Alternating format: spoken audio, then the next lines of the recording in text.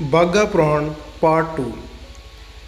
ऐसे ही बाबा बुद्धू शाह जी की ज़िंदगी कट रही थी कि एक दिन संसार के मालिक सतगुरु लखदाता जी अपनी कक्की घोड़ी पर सवार होकर गांव लंगियाना में पधारे और खेतों में बैठे बाबा बुद्धू शाह जी के पास आकर रुके और उनसे गांव सरदारा वाली मनसा का रास्ता पूछा।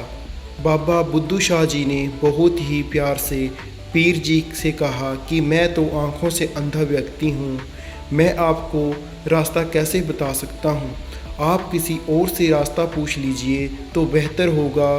तो लखदाता जी ने कहा कि अगर आँखों से दिखाई नहीं देता तो क्या हुआ, आप उस तरफ इशारा कर बता सकते हो।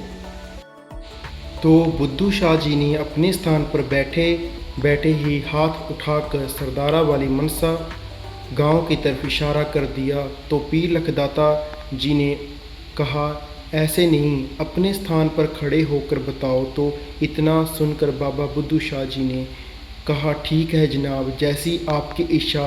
और इतना कहकर वो अपने स्थान पर खड़े हो गए और दायां हाथ उठाया और जैसे ही उन्होंने सरदाना वाली मनसा गांव की तरफ हाथ किया तो चमत्कार हो गया। बाबा बुद्धू शाह जी को गांव दिखाई देने लग पड़ा। बाबा बुद्धू शाह जी हैरान हो गए और जैसे ही उन्होंने अपना सिर दूसरी तरफ घुमाया तो क्या देखते हैं कि पीर लखदाता जी अपनी कक्की घोड़ी पर सवार होके उनके पास खड़े हैं।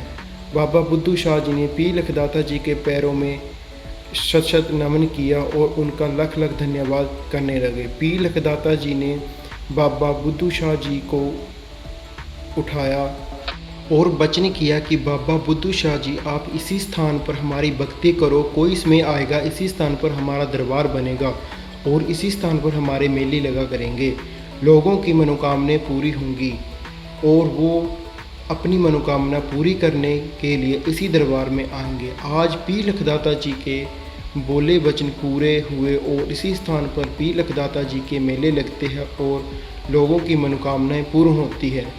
लोग देश विदेश से नतमस्तक होने और सच्ची सरकार पीर लखदाता जी का शुक्रिया अदा करने इस दरबार पर चौथा पीरनगाह गांव लंगियाना डिस्ट्रिक्ट बाघा पुराण जिला मोगा पर पहुंचती है।